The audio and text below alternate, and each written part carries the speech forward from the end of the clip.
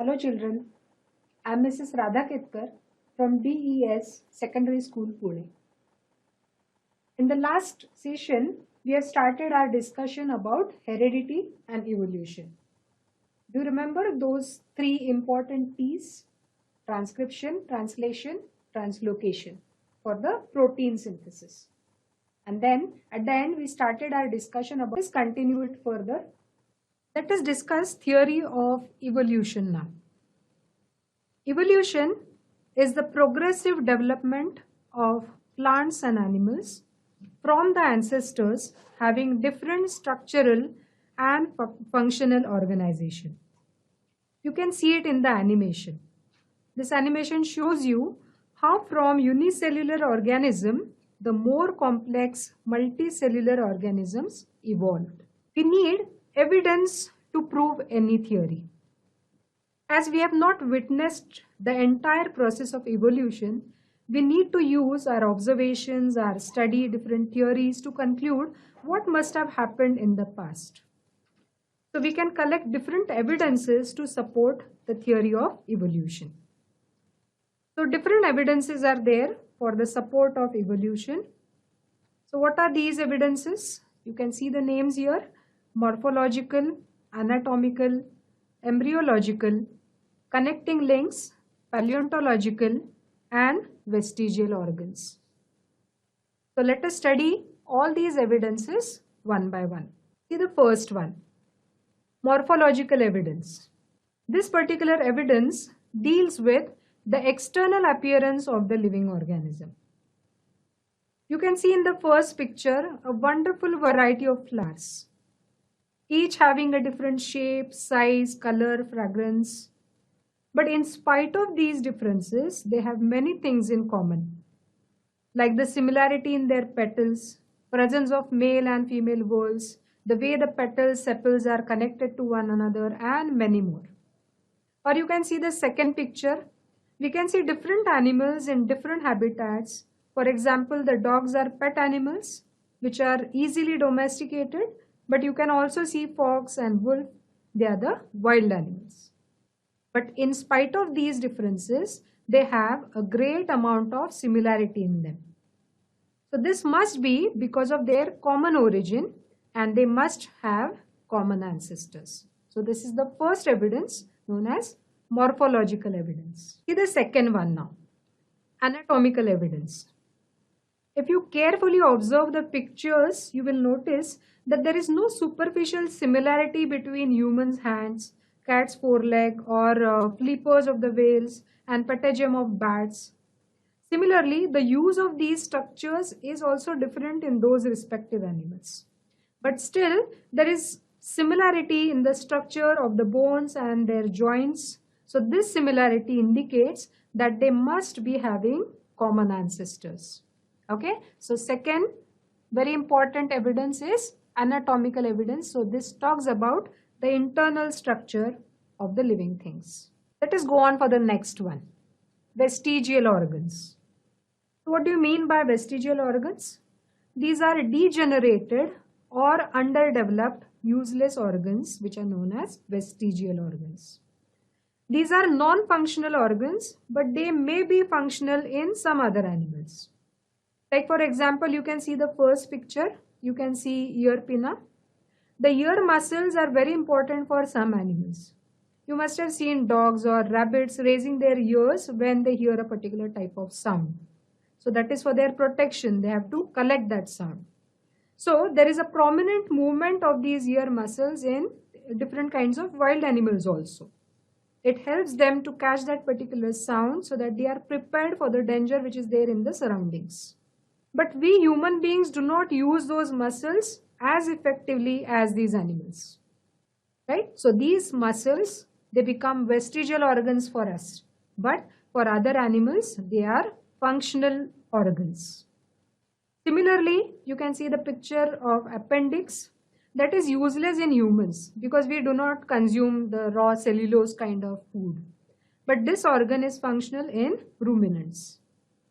Also, the tailbone is vestigial organ for human beings. But monkeys use their tail for climbing on the trees and for balancing, for jumping from one branch to another one.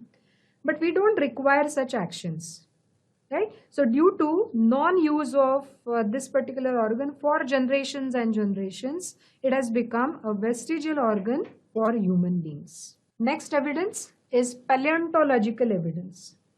Paleontology, that means it is the study of fossils. Due to disasters like floods, volcanoes, or earthquakes, many animals, they get buried in deep layers of soil. Okay, and remnants and impressions of these organisms in past are preserved underground.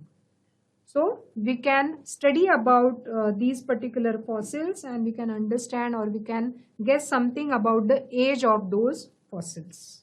The picture, you can see the first one, an ancient crocodile dies in a river. In the second one, sediments cover the body. Okay, so slowly it is getting buried. Over millions of years, the sediments become rock. That is due to pressure. And we can get the fossil of that particular crocodile. Sometimes the rock is going to erode, and sometimes the fossils are they are exposed. Okay, or sometimes we take them out for the purpose of study. So by studying this particular fossil, we can find out many more things about the age of that fossil, about that particular animal, and many more things. So how do we find out the age of a fossil? So for this purpose, there are different methods. Okay, so we can study the fossils and understand the evolution, and these fossils, they are going to support the theory of evolution. The age of the specimen we can find out using different methods. So one of the method which we are going to discuss here is nothing but carbon dating. So in our body, we have two forms of carbon. One is C12 and another one is C14.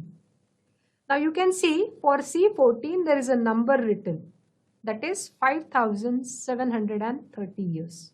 So what is this number? This is nothing but half-life of carbon 14. Now the next question is, what is half-life and why it is important over here? So C14 is radioactive. That means it is going to decay.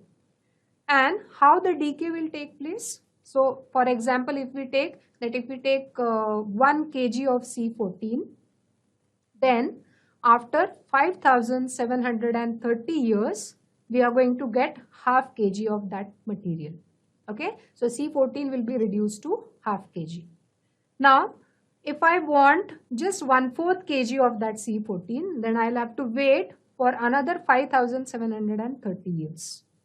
And this process continues. That's why it is known as half-life. Even for the transformation of 1 gram to half gram, for that also it is going to take 5730 years. So this is nothing but half-life. So what exactly is used in carbon dating? See, our body has a combination of C12 and C14, as I said. Now after death, this particular C14 is going to decay. Okay, so we will find that there is change in the ratio of C12 to C14. So once we can study that ratio, we will be able to decide, or we will be able to guess the age of that particular fossil sample. You can see different fossils here. So you can observe this diagram. You can find that primitive organisms, they were found in the lower layers, which must have formed earlier. And the developed ones, okay, all the developed animals, they are found in the upper layers, indicating that they are the recent animals. The most developed animal fossils are found in the uppermost layers. Okay, so this also proves evolution. Let us talk about the next one, that is nothing but connecting links. Another evidence, connecting links. So some plants and animals relate to two different groups, and they have some intermediate or a combination of characters as compared to these two groups. So such animals are known as connecting links. For example, first one you can see, Peripatus has a segmented body. It has a thin covering called as cuticle, and it has parapodia like Annelida. But they have tracheal respiration and open circulatory system like Arthropoda. So what do you mean by tracheal respiration? Insects or some other invertebrates, they exchange oxygen and carbon dioxide between their tissues, okay, by a system which is nothing but air-filled tubes. They are known as tracheae. Okay, so these are going to open through small holes which are known as spiracles. This is known as the tracheal respiration, which is observed in this animal. And what is open circulation? Normally we talk about human beings and we talk about the closed circulation because we are having our blood flowing through the blood vessels. But in the open circulation, the blood is not enclosed in the blood vessels. It is pumped into a cavity, okay, coelom of the body. So that is open circulation. So these characteristics are intermediate between Annelida and Arthropoda. Therefore, we call peripatus as the connecting link between Annelida and Arthropoda. See the next example, duck-billed platypus. They lay eggs like reptiles but have hair and mammary glands like mammals. So they are the connecting link between reptiles and mammals. Next example, lungfish. It is a kind of fish, but still it performs respiration with the help of lungs. So we can conclude using these examples that mammals are evolved from reptiles and amphibians are developed from fish. Next evidence, embryological evidence. We can see different animal embryos in this picture.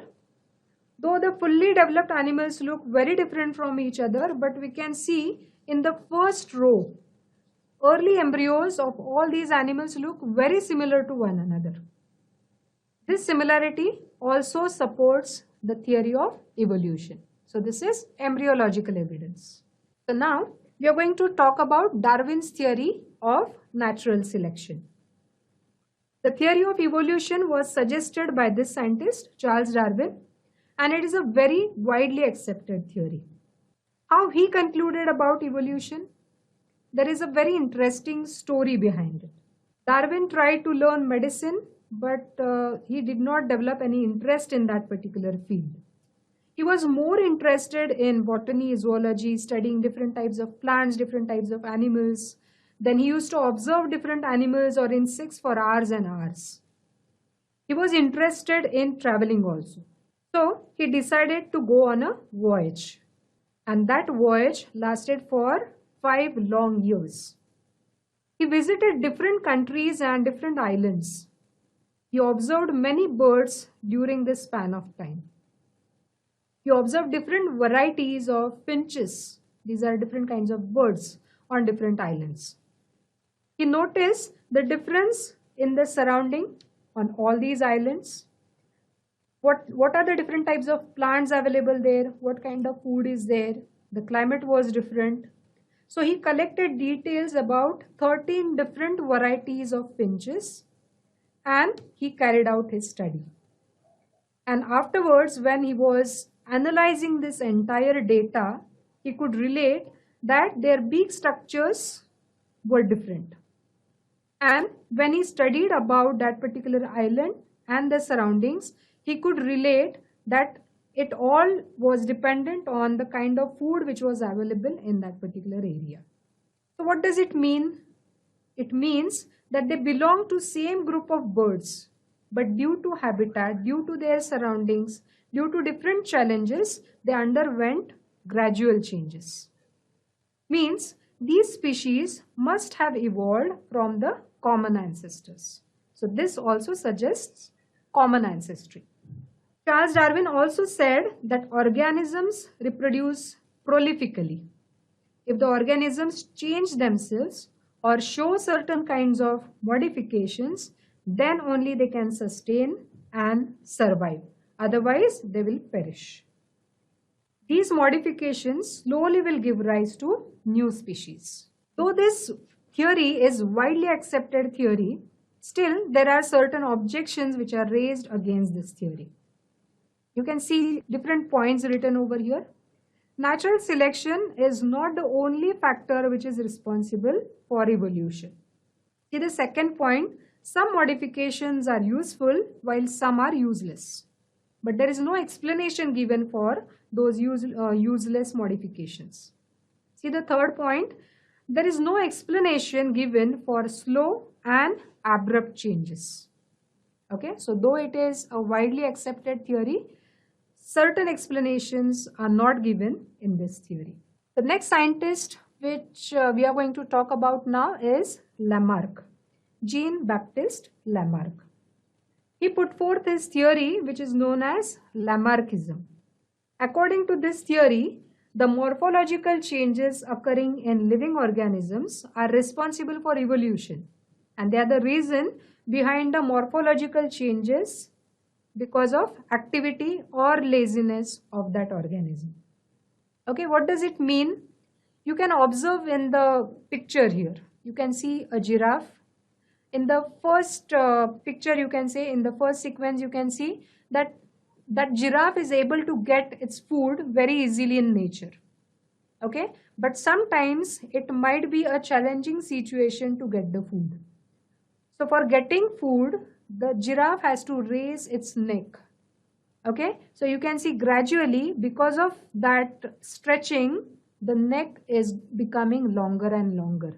Okay, so this kind of theory was put forth by Lamarck. So he said that whatever happens during the lifespan of that particular organism, so that is going to bring about certain changes, right? So you can see other examples also. Snakes lost their legs for burrowing habits, or legs of ducks, they help them in swimming. This is called as inheritance of acquired characters. Okay, so in this situation we can see that development of organs was acceptable, right? So our organs develop because of certain activity or inactivity that is acceptable. Sometimes you also experience that if you exercise for a few months, then you can develop particular types of muscles, you can build your body. Okay, but these characters will not be transferred to the next generation, right? So that's why development of organs was acceptable, but they're transferred to the next generation. There was no explanation for it. Okay, so transfer to the next generation was rejected. So this theory is Lamarckism. Let us learn one more important term here. It is speciation. This is the process by which populations evolve to become distinct species. Let us see one example to understand speciation. In the picture, we can see the varieties of deer. Earlier, they used to be in one location. Okay, so they were very similar to one another. But due to certain circumstances or due to some natural disasters, the population was distributed in two isolated locations. Now they could not move to one same location. Now they have to adjust to their surroundings. Now they are in new surroundings totally, and they have to get adjusted to the new surroundings. They may face different challenges in that new surrounding. So they have to struggle in different ways. Now the food available is also different. Okay, slowly these populations show distinct differences. After many years, they even lose the capacity of interbreeding. So you can see that totally two different species are created and they don't know each other. Okay, so they have totally different identities. So we can say that now two different species are created from one original species. Okay, so this is nothing but speciation. This can happen due to various reasons. Okay, here we have discussed about one point, that is nothing but the geographical isolation. Okay, but in the second picture you can see temporal isolation. Okay, so this is again about breeding. You can see the talk between those two flowers. Okay, Ted, wake up, it's time to release pollen, and the second one is saying, oh, give me a few more months. That means their reproductive habits are different. They will be ready in different months. You can see their time to be ready for that particular reproductive phase is different. Okay, their timings are different.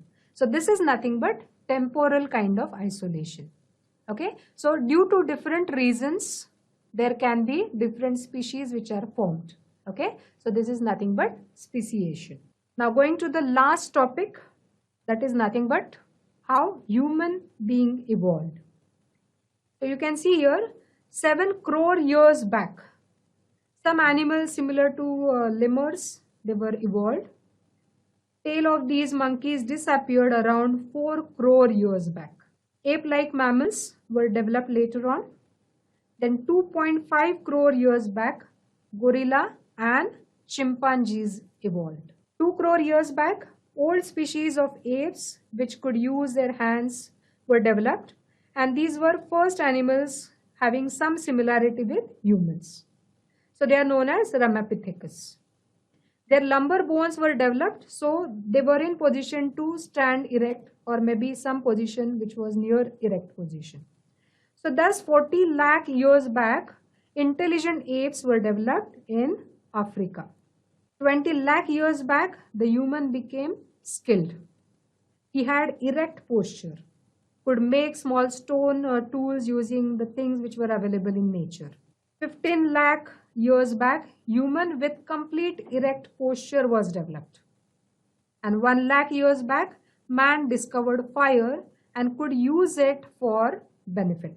50,000 years back, the man with developed brain was evolved. So we call it as wise man, Homo sapiens. So the evolution continued to form the Cro-Magnon man.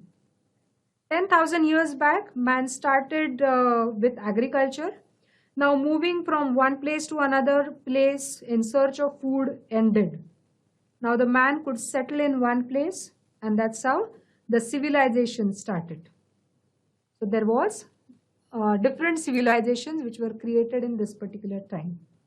5,000 years back, man learned to write using different signs and symbols. And that's why from this period onwards, we have certain history which is available.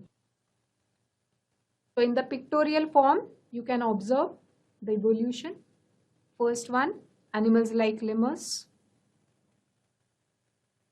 4 crore years back,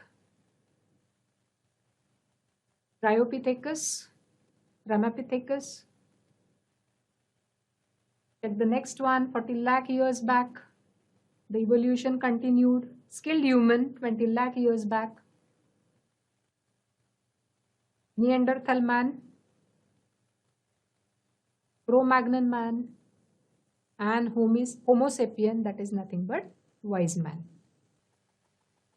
So children, how was the lesson? Wasn't it very interesting? So just revise all the things which we have done about heredity and about evolution.